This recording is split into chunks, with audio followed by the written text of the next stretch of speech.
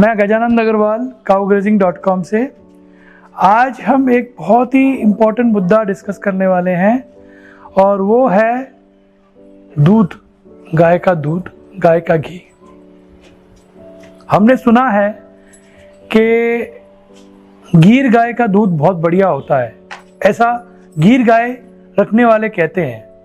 और हमारे चैनल में भी शुरुआती वीडियोस गीर गाय के ऊपर भी बहुत बनाए गए थे, क्योंकि वो सबसे ज़्यादा दूध देने वाली गाय कहलाई जाती है देशी प्रजाति में। पहले मैं आपको ये बता दूं कि इस वीडियो में जो बातें हो रही है वो ध्यान से सुनना बहुत इम्पोर्टेंट है। उसका कारण ये है कि अगर आप इसे ध्यान से नहीं सुनेंगे तो आप दुविधा में पड़ जाएंगे और फिर मेरे पास बहुत प्रश्न आएंगे। तो ध्यान से सुनिए मैं क्या बोलने की कोशिश कर रहा हूँ। पिछले 1 साल से हमारे पास काउग्रेजिंग के नेटवर्क पे, मोबाइल नंबर्स पे, ईमेल पे बहुत सारे पेशेंटों ने कॉल किया। हमें क्रॉनिक से क्रॉनिक बीमारियों के पेशेंट्स ने कॉल किया। हर पेशेंट को हमने यही बात करने की कोशिश की कि आप पहले अपने खाने से ठीक हो जाइए। अगर खाने से ठीक नहीं होते हैं फिर दवाई का काम करेंगे। 95% से ज़्यादा पेशेंट खाने से ठीक हो गए और 5% जो पेशेंट थे जो खाने से इतनी रिकवरी नहीं आ रही थी या रिकवरी उनकी स्टेबल थी, मतलब 20% ठीक हुए तो बस, उससे ज़्यादा ठीक नहीं हो पा रहे थे। तो हमारा सेकंड लेवल होता है घी थेरेपी। तो पहले तो हम सस्ता घी, नॉर्मल घी ट्राई करते हैं, या जो गीर गाय का टाइप का घी होता है वो ट्राई करते हैं, क्योंकि हमारी नॉलेज में दूध इटसेल्फ भी पूर्ण आहार है। आप कोई खाना नहीं खाओ, सिर्फ दूध भी पियोगे, जिंदगी भर आप जीवित रह सकते हो। तो हमने देखा कि जो हमारे चैनल में बहुत फेमस गीर गाय का जो हमने वीडियोस बनाए हैं, उनकी गौशाला का घी हमने खिलाया हमारी गायों को, और हमारी नॉलेज में वो गौशाला का घी सबसे उत्तम होना चाहिए गीर पॉइंट ऑफ व्यू से, क्योंकि वो भी क्लेम करते हैं। खिलाने के बाद जो रिजल्ट आया उससे हमें लगा कि जो डाइट हमने दिया था उससे जो फायदे हो रहे थे उससे ज्यादा कोई फायदा नहीं हुआ। इसका मतलब हुआ कि जो दूध पूर्ण आहार होता है वो बात तो खरी थी, पर मेडिसिनल वैल्यू जैसी कोई बात नहीं थी। फिर हमने और थोड़ा आगे बढ़े और हम ऐसी गायों का हमने दूध देने की कोशिश की जो जंगलों में चरती है और जिनके बच्चे उनके साथ रहते हैं, और इस प्रकार की। तो हमने देखा कि जितनी छोटी गाय का हमने लिया घी, क्योंकि मैंने ये एक्सपेरिमेंट एक आदमी पे नहीं किया था, ये लगभग मैंने 35 से 40 कैंसर पेशेंट्स पे किया था और पैरालिसिस वाले पेशेंट्स पे किया था। तो हमने देखा कि एक प्रकार के पेशेंट्स में भी जितनी ज़्यादा छोटी और जितनी कम दूध देने वाली और जितना ज़्यादा चरने वाली, ओपन चरने वाली गाय का दूध और घी हमने इस्तेमाल किया चिकित्सा में, उसका ज़्यादा प्रमाण आया। और दूसरी बात, हमने वो भी घी ट्राई किया छोटी गायों का जो चरती नहीं है पर घर में रहती है। तो उनमें भी यही देखा कि जो गीर का प्रमाण आया था उसी प्रकार का प्रमाण हमें वो घर छोटी गायों में आया। तो बात का मतलब ये है कि सारांश ये है कि अगर आपकी गीर गाय है और अगर वो जंगलों में 10 घंटा चरती है हर रोज, तो ही चांस है कि उसके दूध में कोई बेनिफिट मिलेगा आपको मेडिसिनल पॉइंट ऑफ व्यू से। तो मेरी बात का मतलब ये है कि जितनी मोटी गाय होती है, जिसका ज्यादा दूध होता है, उस दूध के अंदर मेडिसिनल वैल्यू उतनी ज्यादा नहीं होती है। हीलिंग वैल्यू जरूर है, क्योंकि पूर्ण आहार है। जैसे हम खाना खाते हैं, सिर्फ वेजिटेबल सूप खाएंगे आप, उसमें जो आहार मिल रहा है उतना ही वैल्यू आपको मिलेगा, उससे ज्यादा नहीं मिलेगा। कोई मेडिसिन वाला इफेक्ट नहीं है। पर क्योंकि हमारा पूर्ण आहार भी एक तरह की मेडिसिन है, क्योंकि मैंने कहा 95% तक पेशेंट्स हमने डाइट से ठीक किया। तो जितनी ज़्यादा गाय घरेलू है या घर पे ही रहती है, उतना ही कम इफेक्ट उसका है। पर पूर्ण कि जैसे मैंने आपको कहा 95% सिर्फ वेजिटेबल सूप से हमें बेनिफिट मिल गया, तो इसका मतलब कि गाय भी घास खाती है, तो वो भी एक पूर्ण आहार है खाने के लिए, तो उसका जो दूध निकलेगा वो ऑफकोर्स अच्छा होगा। तो इसलिए 95% बीमारियां कोई भी गाय के दूध से ठीक हो सकती हैं, कोई भी प्रजाति के दूध से। बकरी के दूध से भी ठीक हो सकती है, क्योंकि हमारे महात्मा गांधी तो बकरी के दूध ही पीते थे, आप जानते हो गया। यहाँ तक कि जब वो प्लेन में चलते थे तो बकरी को अपने साथ लेके चलते थे। तो बकरी का दूध भी बहुत बढ़िया होता है, बहुत पौष्टिक होता है, और बच्चों के लिए तो बहुत बढ़िया होता है वो। तो बकरी के दूध से भी वही बेनिफिट मिलेंगे जो गिर गाय के दूध से आपको मिल रहे हैं। शायद 5-10% ज़्यादा बेनिफिट मिले, क्योंकि वो उसका गाय का एक हम्प होता है। पर हमने जो देखा कि जितनी छोटी गाय, और सिर्फ छोटापन नहीं, जितना कम दूध दे रही है और वो जितना चर रही है, चरना बहुत इंपॉर्टेंट पार्ट है। दूसरा, उसका बछड़ा उसका दूध पीता हो पूरे दिन, और उसका एक भाग ही, खाली 3 भाग में से 1 भाग ही हम ले रहे हैं, अगर ऐसा हम कर रहे हैं तो गाय के दूध में कुछ स्पेशल गुण है। तो हमने वो स्पेशल गुण वाले दूध से घी बनाया। लगभग 100 ml दूध से हम 3 ml घी बनाते हैं। उसके छोटे बिलोने आते हैं, हमारे चैनल में वैदिक बिलोना करके एक वीडियो है, आप देखना, उसमें छोटे छोटे बिलोने के भी हम दर्शन कराते हैं। तो उससे वो घी से ठीक हुए पेशेंट्स, और ये हमने देखा।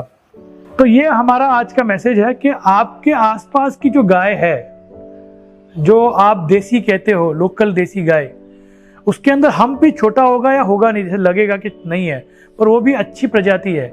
आप उसका दूध टेस्ट करा लीजिए, A1 A2 का टेस्टिंग किट आता है 1500 रुपये का, तो वो दूध का टेस्ट करके देख लीजिए उसमें A1 A2 कैसा है। अगर A2 ही है तो वो गाय का दूध पीजिए, आप वही गाय का घी खाइए। आप बाहर की गायों का दूध और घी मत मंगाइए, क्योंकि आपके शरीर के लिए, क्योंकि आपकी बीमारी जो आपके शरीर को हुई है वो आपके प्रेजेंट वातावरण के कारण हुई है।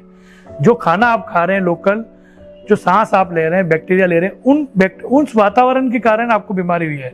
तो उस वातावरण संबंधित जो गाय है, जो ओपनली चल रही है, लोकल गाय, उसका दूध आपको ज़्यादा फायदा करेगा, ना ही कि बाहर से लाई हुई कोई मोटी गाय का।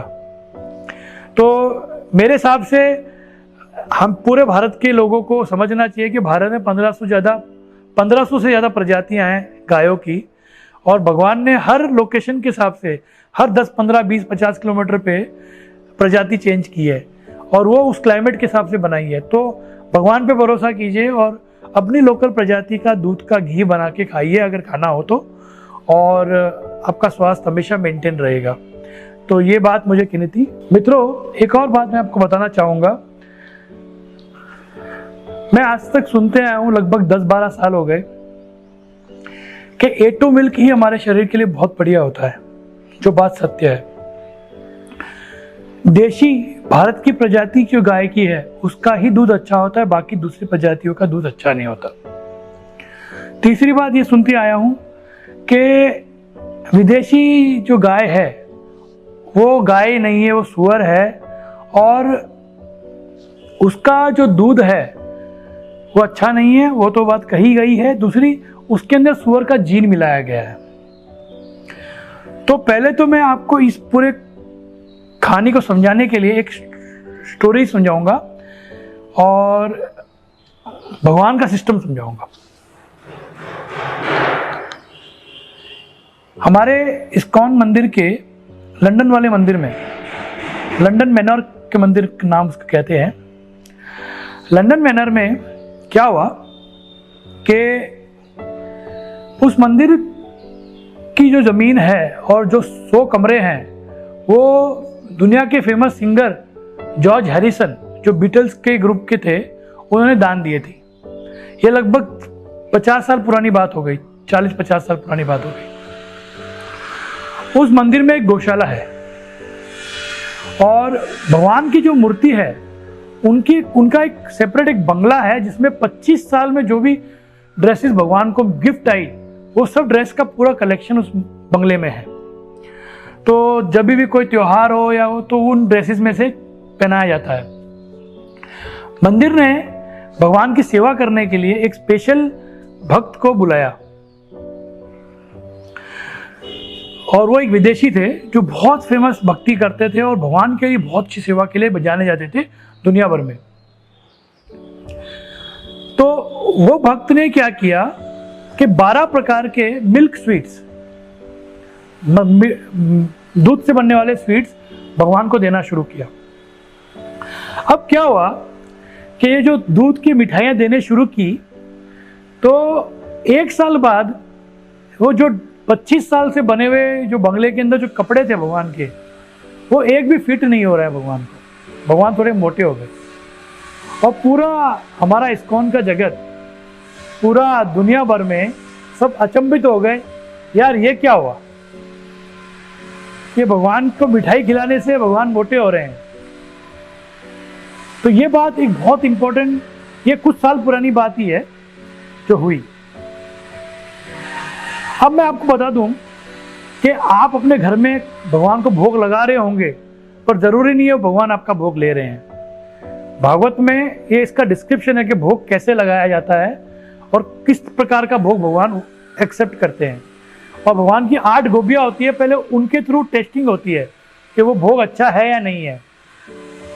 तो अगर उन गायों का, जो मंदिर के अंदर जो गाय रहती है, उनका अगर दूध अच्छा नहीं होता तो भगवान ग्रहण ही नहीं करते। और वो सारी गाय देशी गाय नहीं थी, क्योंकि वहाँ पे स्नोफॉल होता है और वहाँ पे हमारी देशी गाय ज़्यादा दिन रह नहीं सकती, वहाँ पे वो विदेशी गाय थी जिसका हम्प भी नहीं है। और उन गायों का दूध से मिठाई बनी थी और भगवान ने ग्रहण की और भगवान मोटे हुए। तो ये कहानी मेरे दिमाग में थी।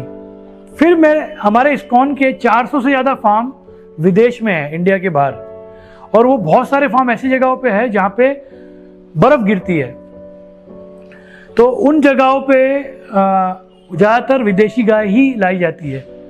तो उन फार्म्स में जो भी हमारे भक्त लोग 40-40 साल से रह रहे हैं, वो दूध तो वही गाय का पी रहे हैं, वही गाय का घी खा रहे हैं दूध का, और सब लगभग 90 से 95 की उम्र की आसपास आने के बाद ही उनकी देह त्याग रहे हैं और कोई बीमारी के साथ नहीं त्याग रहे, जबकि वो दूध, घी, मक्खन उन विदेशी गायों का खा रहे हैं, उनको कोई फर्क नहीं पड़ रहा।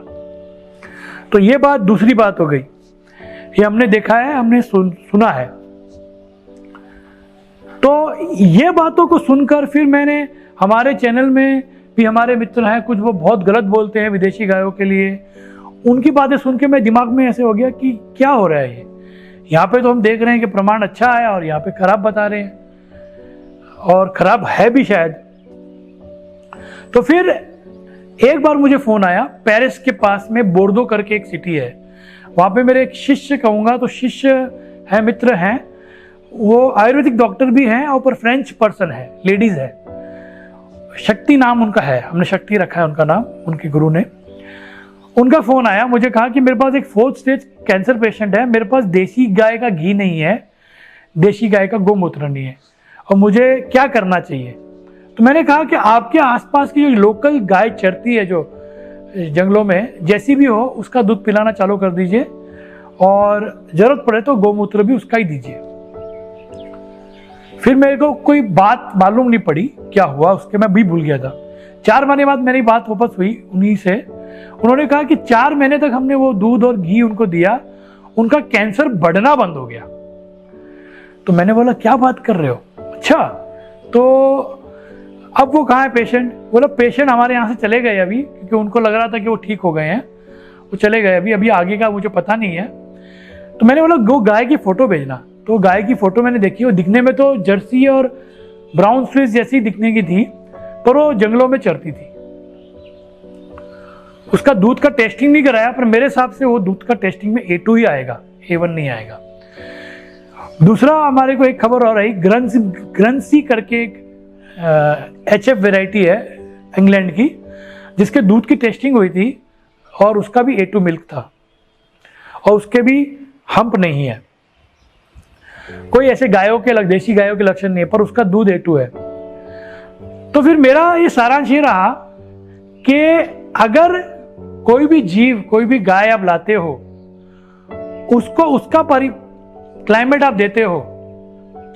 जैसे हमने देखा कि जर्सी गाय जो भारत में जो जर्सी मिलती है वो गाय सिक्किम शिमला में जब हमने देखा कि वहाँ पे वही गाय थी जर्सी वाली, और उनके दूध के घी से कुछ ऐसी बीमारियां ठीक हो गई हमारे पहचान के मित्रों की जो ऐसे ठीक नहीं होती है, क्योंकि वो जर्सी और गाय और जो होल्स्टीन गाय और जो उनको उनका ठंडा क्लाइमेट मिला, क्योंकि वहाँ पे बहुत ठंडा क्लाइमेट रहता है और वो खुश थी वहाँ पे, और वो चरती भी थी जंगलों में। तो भारत में भी मैंने ये परिणाम देखा कि जर्सी गाय अगर उनको उनका क्लाइमेट मिल जाता है तो वो परफॉर्म करती है, अच्छा परफॉर्म करती है, ये हमने देखा। और अगर किसी को भरोसा नहीं है तो हम वो घी आपको भेज सकते हैं, आपको भी थोड़े बहुत परिणाम आ ही जाएंगे अच्छे। पर हमने उनका दूध का टेस्टिंग नहीं कराया है, मेरे हिसाब से उसका दूध शायद A2 ही होगा, वो जो सिक्किम और शिमला जैसी क्लाइमेट में मिलने वाली जर्सी गायों का दूध का। तो ये सब हमने रिसर्च की है, और ये बहुत रिसर्च विपरीत है हमारे दूसरी रिसर्च जो हमारे मित्रों से हमने सुनी है। इसका सारांश क्या है? सारांश ये है कि जो भी गाय का दूध पीते हो आप, वो लोकल होनी चाहिए, वो कोई भी देश की हो, उसकी देश की उसकी गाय से ही का दूध पीजिए आप, और आपको अच्छा असर आएगा, अच्छा फर्क पड़ेगा।